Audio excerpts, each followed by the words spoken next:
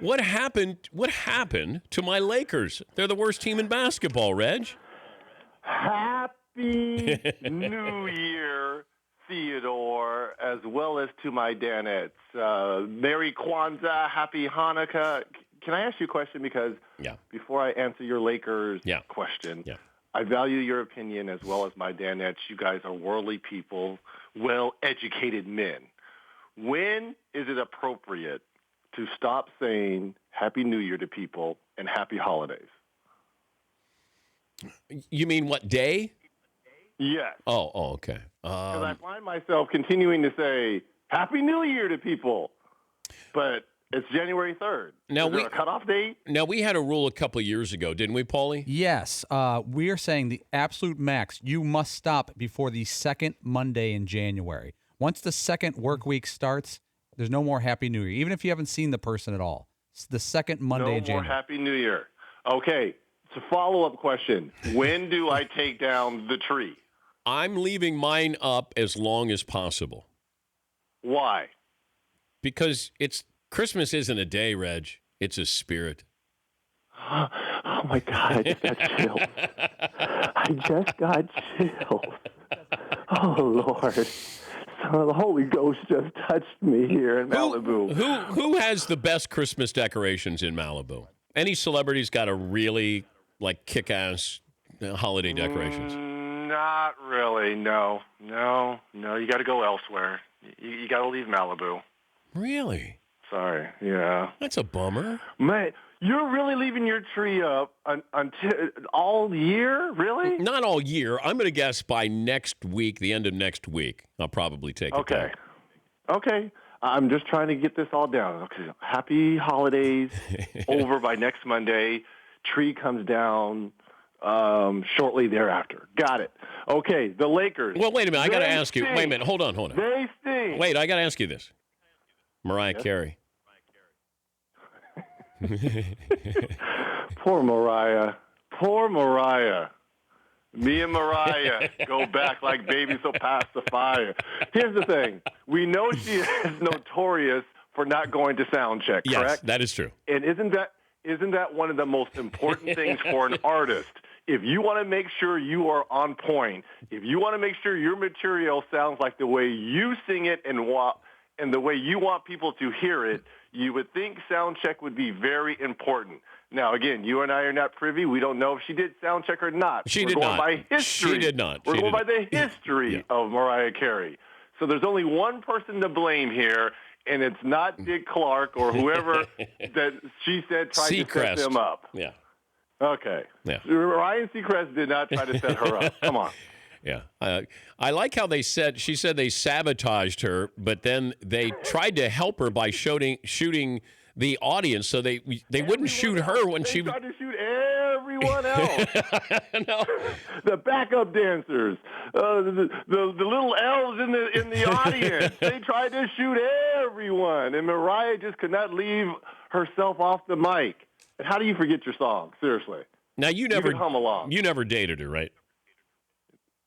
No. Oh, okay. Just why? What? A lot of people date Mariah or something? Yeah, apparently.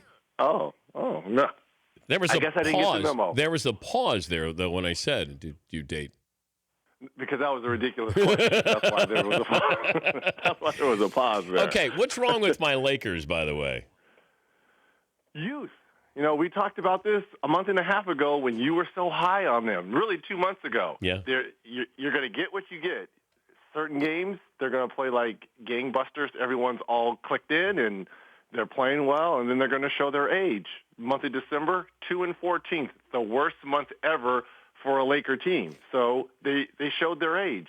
I've had them the last 2 weeks. We had them in Miami, and then we had them at home versus Dallas, and they get off to these great leads. They're playing great, and according to Luke Walton, they lose focus, which most young teams do. They've lost focus. All right, here's the other thing, and that is James Harden's stat line.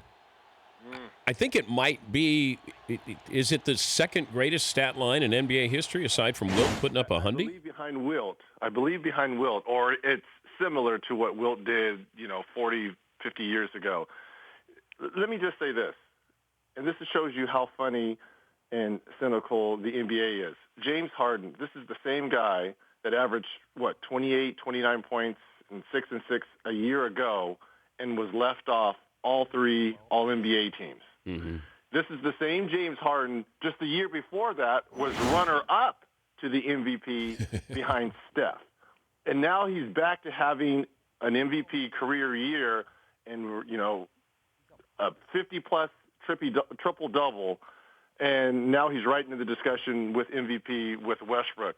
It makes me laugh. Like, how could anyone leave this guy off all 3? And maybe you give him, third team All-NBA. How can he be left off all 3 All-NBA teams? Are you kidding me? The media must be idiots. Seriously. Yes. We must be idiots. We are. Absolutely. We are. But why is it nobody brings up Steph Curry's lack of defense, but we bring up James Harden's lack of defense? Well, because Steph, for all these years, Golden State was known as a great defensive team. And Steph always had those bigs behind him, like on Andrew Bogut, cleaning up the messes. We always see the videos and the YouTube videos of James Harden getting lost on defense. He didn't have a last line of defense. Steph always did, as well as he had guys on the edges like Draymond Green, Klay Thompson, Andre Iguodala, who were fantastic defenders who cleaned up a lot of mess.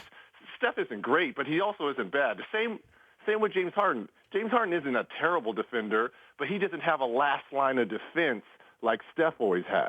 Well, Steph looks like he cares about defense a little bit. James looks like he doesn't care at all. I think it's more of what it looks like than what it really is.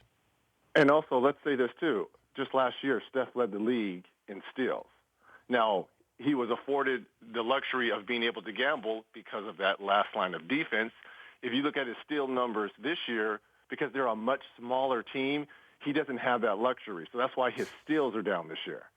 We're talking to Reggie Miller. Reg has got Lakers-Blazers Thursday night at 10:30 Eastern. Why is George Karl writing a book?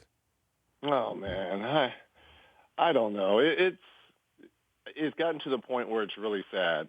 And, if you have your own personal feelings, I get that. And if you want to be vocal about it, you have every right to do that. But some of the things he's talking about, he has no knowledge of, like the whole Damian Lillard thing. I know. Yes, he knows their head coach, Terry Stotts, but he knows nothing, nor does he know Damian Lillard. So how are you going to throw Lillard under the bus by saying he must be a terrible teammate when you've never, ever met the guy, when you've never, ever seen him practice, know him as a person? It's become sad because, I've known George for a long time. He was my Olympic coach in 2002. And it's sad because his knowledge of the game and the time and the years that he has put in. I mean, he's one of 4 or 5 coaches to win 1,000 games, so he's seen a lot. But to spill the beans like this, it's unfortunate because not only is he hurting his Hall of Fame chances, because he's a Hall of Fame coach. Come on, you don't win 1,000 games without being a Hall of Fame coach. He's really hurting his chances for the Hall. And he's just turning his back on a lot of people that supported him. Yeah, it just I don't know. He just went out of his way. What do you get from it? It's not like writing this book is going to make you. I mean, hopefully you had enough money through coaching and playing. Hopefully that's your nest egg. What are you really gaining by doing this book? Are you releasing some demons that you've always wanted to do? I mean, and plus we all have skeletons in our closet. And when you start throwing those rocks at those glass houses, rocks start to come back at you, and you start to hear how he was lobbying for all these jobs while coaches were still, employed by those teams.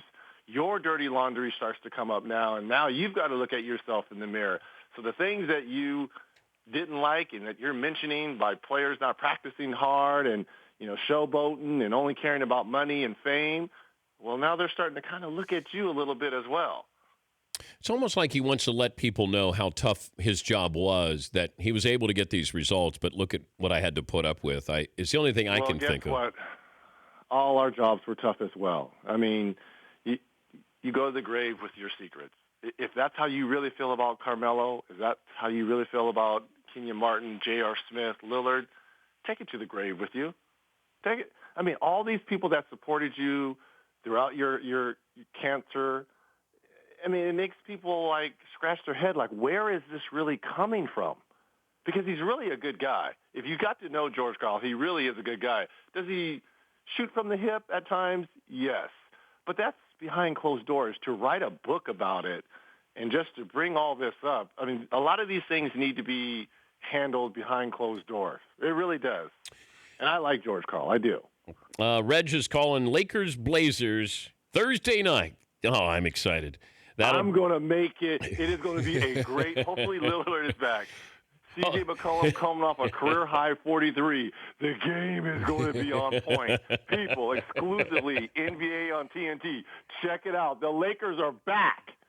Can you do this for me as a shout-out to the show to start the new year and give me a whose stats would you want? Whose stats would you want? Yeah, during the game. Am I saying it right? Yeah. Okay. Yeah, this is how it sounds. Right. Seton, give Red. Whose stats? Whose stats would you want? Tell me. Whose stats? Whose stats I am going to try my want? best. If Kevin Harlan looks at me crazy, it's like, what are you doing? My bosses from Turner call me up, but I will do my best, Theodore, because you know how much love I got. Stats. Whose stats do you want? Reg, I like it. Happy New Year. Happy New Year. I have until next Monday then, right? Yeah. Happy New Year, everyone. So if you see me throughout Malibu and I'm like saying Happy Malibu or Happy Malibu, Happy New Year, this is the reason why. And I'm keeping my tree up until after All-Star game. I love it. Thanks, Reg. You're the best, Theodore. Love you, Dan Ed. Reggie Miller. The Dan Patrick Show, weekday mornings on Audience.